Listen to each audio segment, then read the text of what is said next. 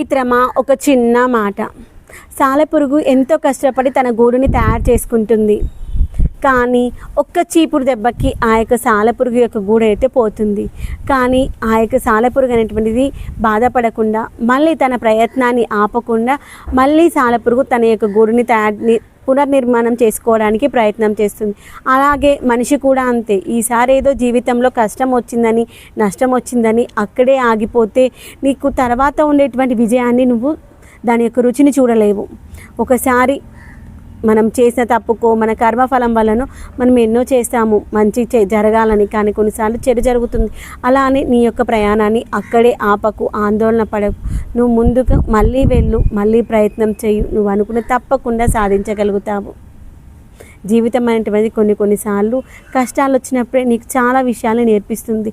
మంచి నేర్పించని చాలా విషయాల్ని చెడు నేర్పిస్తుంది. గుర్తుపెట్టుకో మిత్రమా, ఎవరితో ఎలా ఉండాలి, ఎవరు నీ వారు పరాయి వాళ్ళు అనే విషయాన్ని, 2 విషయాలు అయితే తప్పకుండా నేర్పిస్తుంది కష్టమైనటువంటిది.